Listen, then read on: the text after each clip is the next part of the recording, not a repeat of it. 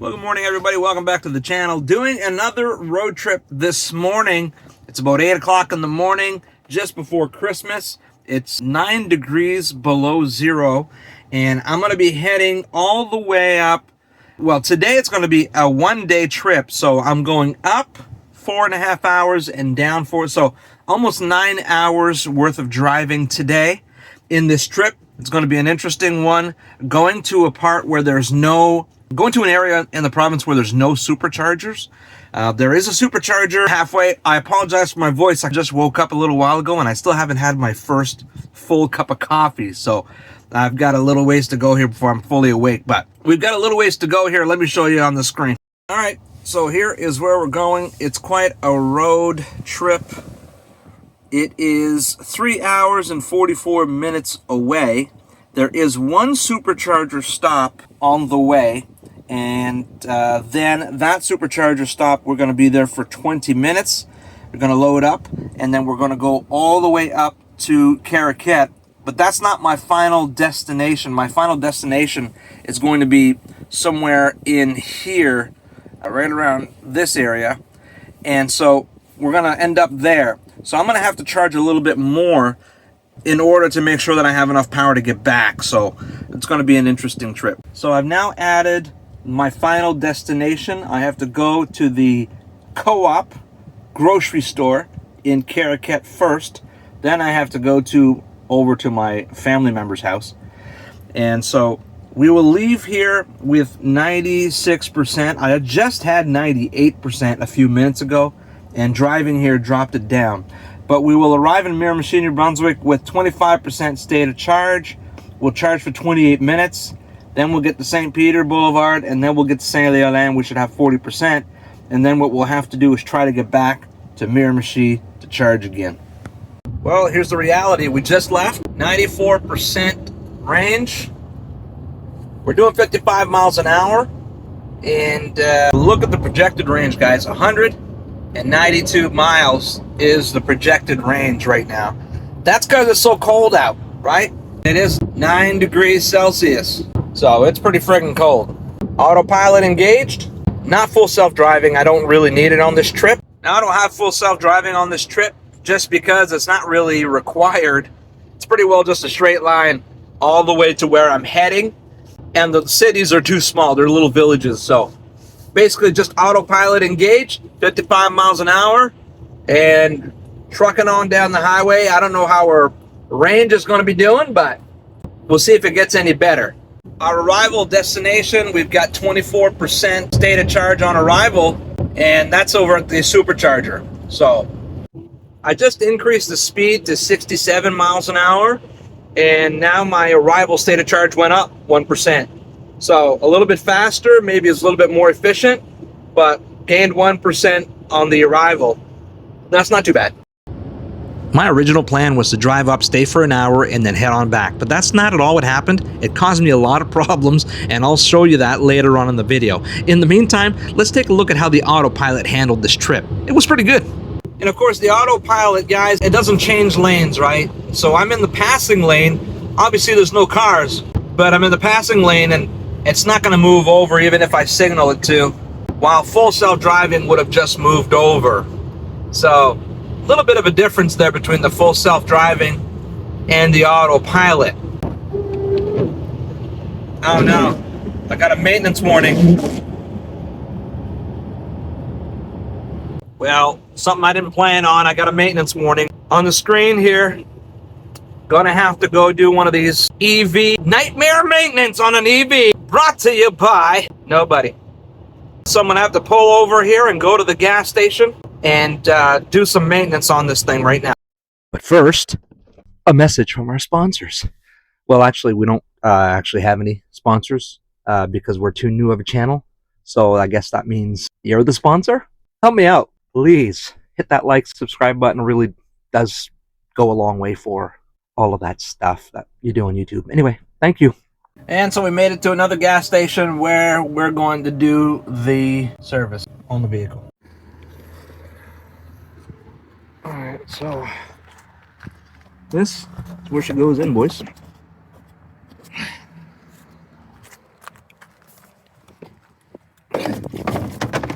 I'm gonna keep a spare one in there. And this one goes right here. The trick is you just set it right down sideways. Then it doesn't make a big mess. I wonder if a whole jug will fit in there. So that's basically all the maintenance you need to do right there. I'm all topped up, ready to go. We're a good chunk of change away here. 77 miles away and already pre-conditioning. Oh man, it is freezing outside. That wind is just deadly. Oh, anyway, I stopped real quick to do a bathroom break.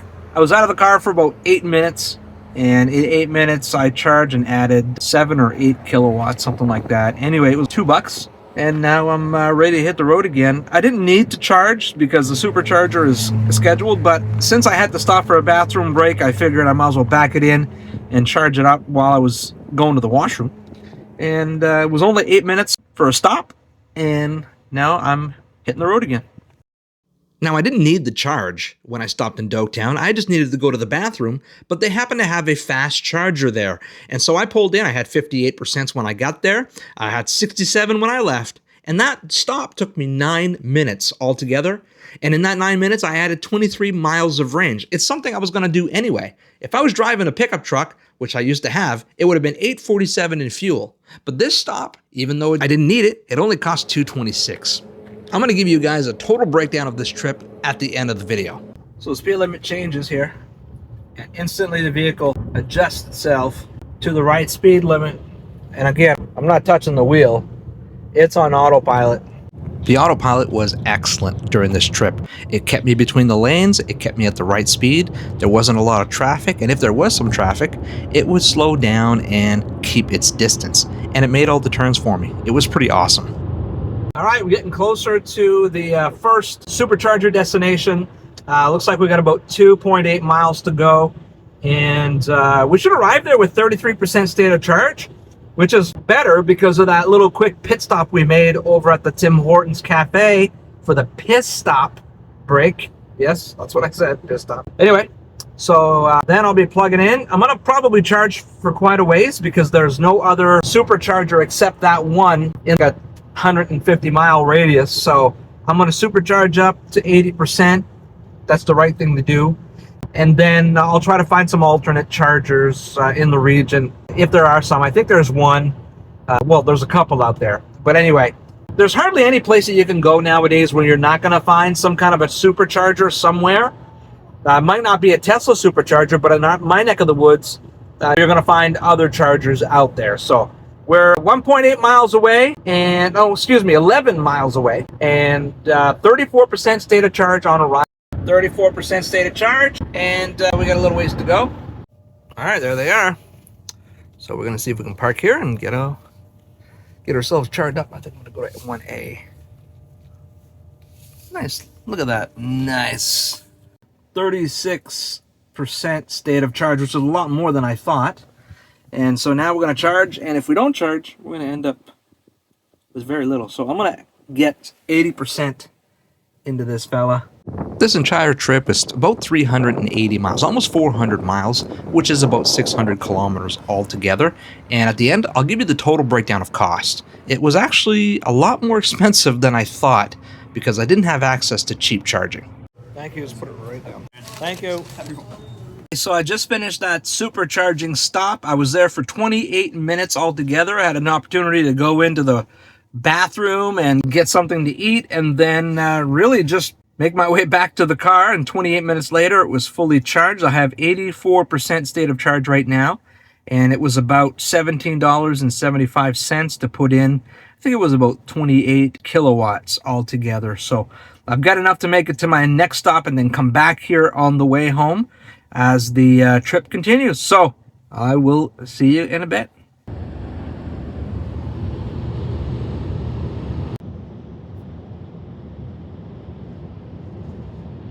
So there's no supercharger where we're going, anywhere near where we're going. So we're gonna have to use a third-party charger. And thankfully, I have my CCS adapter that I brought with me. This allows me to charge anywhere there's not a Tesla supercharger, and anywhere that I for example, I'm not going to be able to plug in where I'm staying. Actually, I'm not even staying there. I'm only there for an hour, and then I'm driving right back. And so there's no access to supercharging stations, and I'm going to have to access third-party networks, and I can do that with a CCS adapter. And that CCS adapter, by the way, the link is in the description below. We do get a little bit of a kickback when you buy the charger from that link, whether you are in Canada or the United States. There's an appropriate link for you, so check it out and go ahead and get your hands on that, because it'll save you if you're stranded. It's amazing. It's a beautiful coastal drive as I got closer to my destination, but it didn't go all as planned. I was supposed to stay there an hour. I ended up staying 5 hours, and I drove all over the countryside, and I didn't have any battery left. All right, guys, well, an interesting situation. I did quite a bit of driving back and forth today, and I didn't have a chance to charge. And now I am at a 13% state of charge, no superchargers anywhere. And I'm heading over to a place where I heard there was a charger. I'm sorry for the lighting, I know it's bad. I heard there was a supercharger, or at least fast charging, maybe not supercharger, third-party fast charger. And I'm trying to make my way over there now, and my arrival is set at 7% state of charge on arrival. I can't precondition because I'll literally drain the battery dry. So, wish me luck. The fast charger I found on the Flow app, well, it was about 50 kilowatts, and I didn't even know for sure if it actually even worked, because with those other chargers, they're notorious. Yep, vehicle battery very low. So we made it here, and it's 7%. Let's just hope these chargers work. After fighting with the ChargePoint app, which I've never used before, I finally was able to figure it out and get it set up. And yeah, it charged me a $50 deposit to get started. Well, all right, it's been 45 minutes. Charger is a lot slower than I would have liked. It's not like a supercharger. It's 52 kilowatts, so half or even 1/3 of a supercharger. 45 minutes, and I'm at 54%. And that's going to get me at my destination, which is the next supercharger with 19% state of charge. I think I'm going to go for it, even though I'm trying to give myself some extra space for cabin heat and stuff like that, because it is very cold. And so with a 20% state of charge at my next destination, I should be all right. It is 10:30 p.m. right now. We should be arriving at the Tesla Supercharger at 11:50 p.m. Gonna charge there for 24 minutes and get me home at around 2:15 in the morning, and I should have a 20% state of charge when I get home.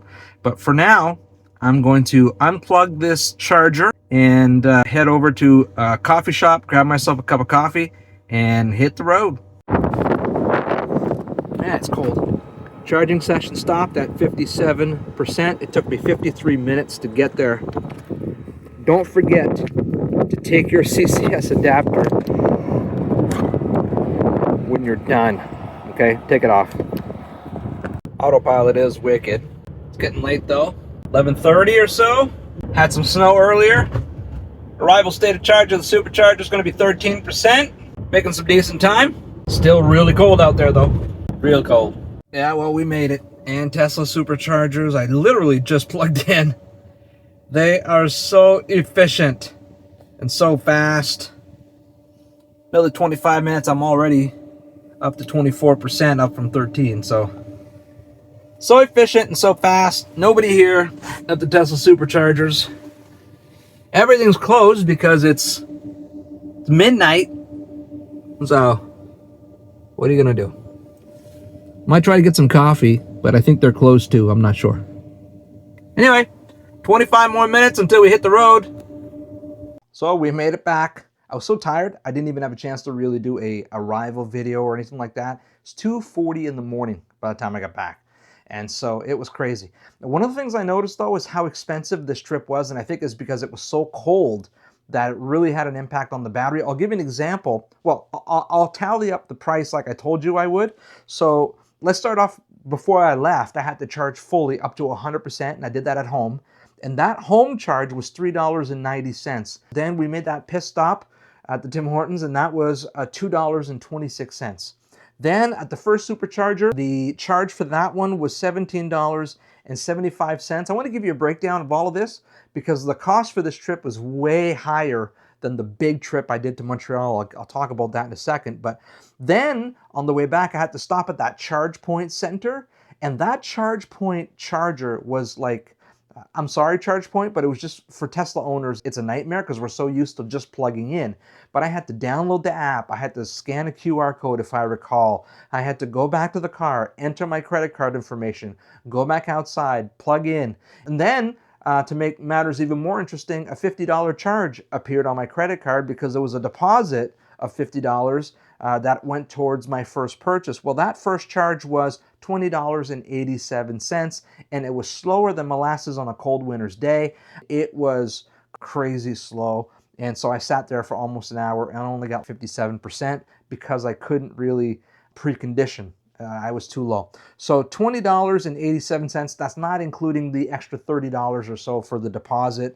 And then the second Supercharger stop was $25.84. And that brought my total for the entire trip to $70.62.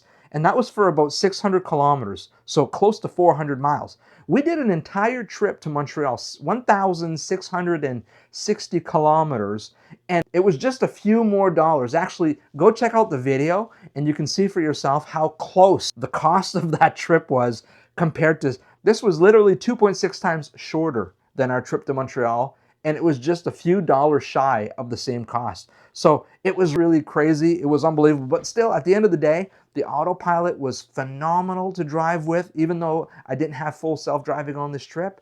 It was amazing. I don't mind the stops. I don't mind the extra sitting around. The car is so comfortable. It's such a dream to drive.